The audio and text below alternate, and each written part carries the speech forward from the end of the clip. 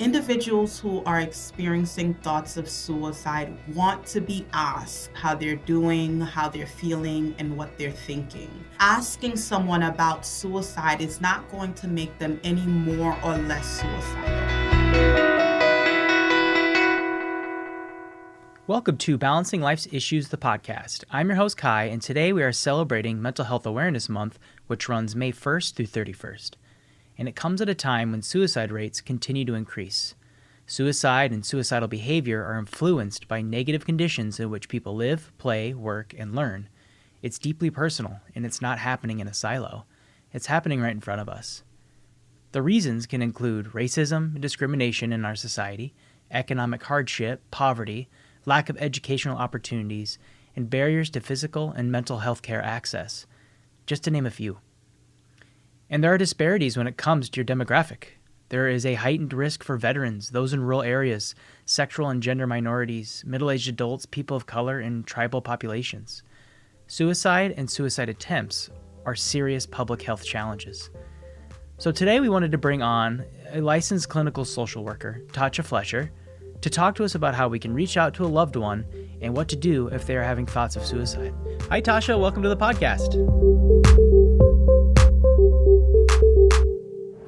Hi, Kai. Thank you for having me.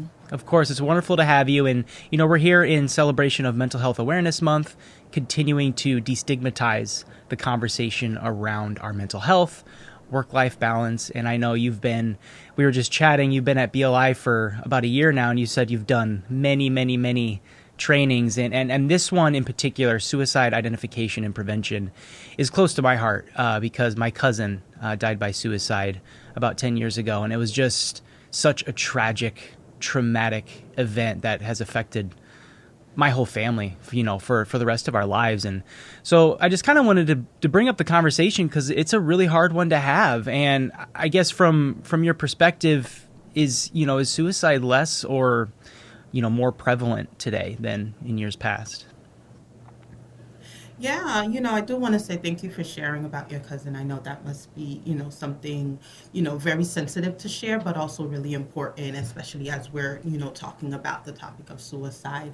As far as the prevalence of suicide, what I will say is in response to the pandemic and all of the different social and communal issues happening around the world, I would say we do see an increased number of suicide in the communities, particularly amongst youth. We also see an increase in LGBTQ plus members. And so there are a lot of data that supports that there is an increase in the numbers of suicide in response to a lot of the psychosocial stressors, as well as the pandemic, when we think about how the pandemic has really impacted everyone, the entire world. Whether you tested positive for COVID or not, there was some impact that the pandemic had on all of us as a nation. Right. Yeah, and I know in our family's case, it was kind of rooted in addiction and substance abuse. So I guess as we kind of navigate this conversation, I want to talk about the importance of self and how we can help identify and what do we say in those moments? So I guess the question is who can help prevent suicide?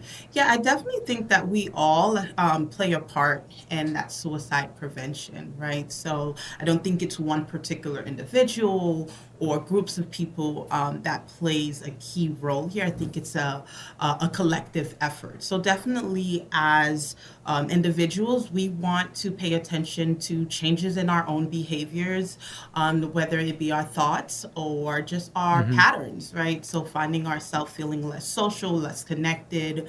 As far as others, right, you definitely want to, lean into what people are saying. Oftentimes when it comes to suicide, we may think that it's a sudden, impulsive, sometimes people think, but people who experience suicidal ideation, let alone go to take actions or gestures towards suicide, oftentimes give off certain warning signs, whether that's expressing thoughts of hopelessness or feeling worthlessness or feeling trapped in their situations or their stressors. Also, again, looking at those patterns of behavior. So those drastic changes, whether someone who is typically social in the life Yeah. of the party, you now realizing that that person maybe is canceling more. Maybe that person is not as vibrant as you used to, or even quite the Yeah. opposite, right? So surprisingly, people always look for sort of withdrawal behaviors, but we also see people who go from being more reserved to now becoming more social, more outwards. And so definitely looking at extreme Oh, changes in those it's interesting you behaviors. said, because it's not necessarily withdrawing, but you could see the opposite happen in somebody, which could be a warning sign. Absolutely. That's the part that people tend to miss, Yeah. right? We see the common, which is usually, again, sadness comes along, but sometimes seeing someone who's overly excited, someone who, again, who's on the a higher end of their social batteries. Yeah. And so those are the things that we tend to miss as a warning sign for Yeah. suicide. So if I'm experiencing like a loved one is, say, very withdrawn recently, and I'm concerned, what do I, when I reach out to that person, what am I saying in those moments? Yeah, definitely. We want to lean into those observable details about someone. So, just as you just said, right? So, you're reaching out and maybe saying, hey, I noticed. And you kind of describe what is it that you're noticing? Is it something you heard? Is it something you see? Is it something that, again, they have expressed? So, you really want to lean into curiosity. We don't want to assume that we know what someone is going through. We also don't want to make assumptions about what they may be Yeah. experiencing. So we definitely want to lean into some compassionate self-talk. We want to lean Yeah. into, again, that curiosity, describing to that individual, what is it that we hear? What is it that we see about them that is sparking our curiosity? So leaning into care. Also understanding that, everyone may not be as open about talking about what they're going through. So definitely not adding any pressure, because it can be extremely Sure. difficult for anyone to acknowledge that they're going through a difficult time, let alone acknowledge that they are experiencing thoughts of Right. suicide. And so, really, just being sure to meet people where they are at, understanding that people may not have the languaging to express to you what they're thinking, what they're feeling. And so, being a consistent figure, so checking in, understanding that maybe that person might not share today, but letting them know that you are here for them whenever they are ready to share, and that you are support Yeah, for them. I love how you're using the word curious, because I think that if you're nervous about approaching someone, if you put on like that lens of curiosity, it can really kind of help you kind of step through that door for somebody. Um, and on that Yeah. note, I think something I've also kind of learned through doing these kinds of podcasts and having these kinds of discussions is, if you're going to curiously ask someone how they are, you have to be ready to receive maybe not the best news, right? Yeah. So if a partner, a friend, loved one maybe does express to you that yes, they have had thoughts of suicide or harming themselves, what's that next step? Yeah. Well, just acknowledging that vulnerability, right? So thanking them for being so open and honest. And also Gotcha. So acknowledge, thank them. Right. absolutely thanking them. Also acknowledge that we are not experts in everything, right? It's okay to not know how to best support someone in that, but linking them to whether it's support groups, linking them to mental health professionals, doing some of that heavy lifting, right? Because what we do know is that suicide is often in response to someone feeling stuck in a stressor or a challenge or an emotional pain. So they may not have the bandwidth to do the research to find a provider. They may not have the bandwidth to make that phone call to set up an appointment. So think about some practical ways that you can support someone going through a difficult time. And so I think Right. the biggest thing I would say is not shying away from asking how someone is doing because we don't know how to respond. A lot of times we want to Yeah. fix, we Right. have I'm that a fixer. Guilty. exactly.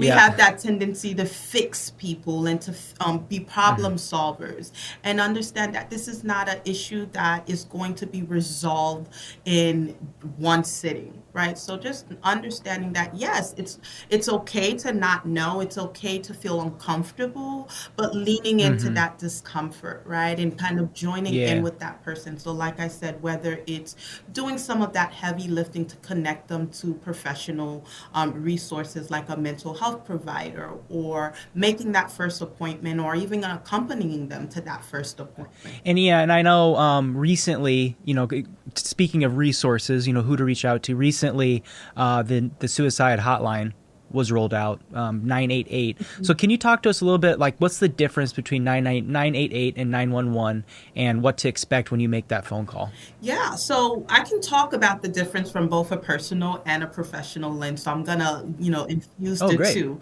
So, for our listeners, just think about if you've ever called 911 or just any general hotline, right? So when you call a hotline, there are multiple dispatchers and there's triaging that needs to happen. So that process of gathering the reason for your call and the type of emergency you need may take up some time when you call a general hotline such as 911 that is responsible for Hmm. so many emergencies in the world.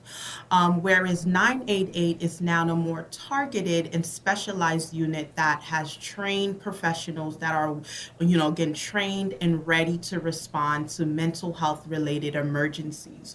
So when you think about a mental health crisis, timing is key, right? Hmm. The timing of intervention is going to be crucial, right? And so we want to minimize delays. We want to minimize the transferring process. And also, because of the sensitivity of this topic, we want to make sure that those who are intervening and responding are equipped not just with Trained. Yeah. the training, the practical training, but also the languaging that we use can either discourage someone from furthering seeking help. And so when you call 988, again, it's that trained representative that understands what it's like to, intervene during a mental health crisis. The resourcing and the linkage and connections are a little bit more expedited in making sure that those who are dispatched to come out into the community also are trained and equipped to respond in these moments. Oh man, thank you so much. It's just wonderful information, and it really does help clear the air, or just again around this idea that we can talk about these things even if they're hard. So I Yeah. guess to kind of wrapping up this conversation, what I guess is there one thing you would recommend somebody do or look into that would kind of help promote reaching out to someone who could need help right now? Yeah. So one and a half thing I will say One and a is half. I love it. the research has shown that individuals who are experiencing thoughts of suicide want to be asked about how they're doing, how they're feeling, and what they're thinking. And that Hmm. asking someone about suicide is not going to make them any more or less suicidal, right? So a lot of times people are afraid to ask because they Right. believe that if I ask someone about suicide and they're They not might do thinking it. about it, they might start to think about it or they Hmm. might do it. Right. And so, again, going back to that discomfort, leaning into it because, again, the research is there and it supports that people want to be asked about the quality of their thoughts and their feelings and how they're doing. All right. So in terms of, again, where to start, we have many, many resources. The National Suicide Prevention Hotline is one which we've talked about.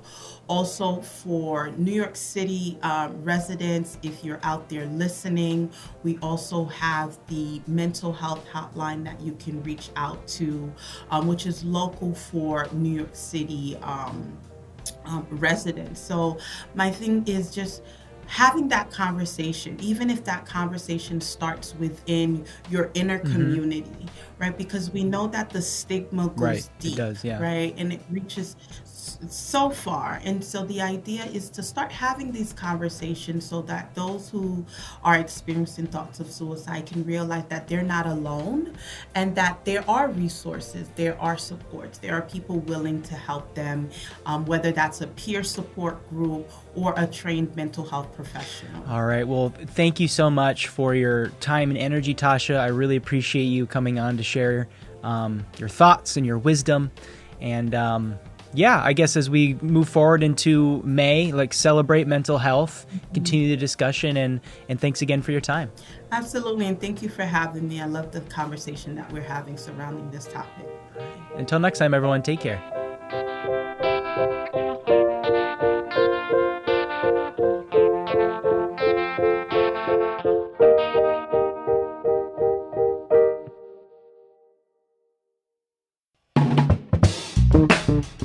This has been a production of Balancing Life's Issues with your hosts, Kai Sorensen and Wendy Wallner. Produced by me, Kai.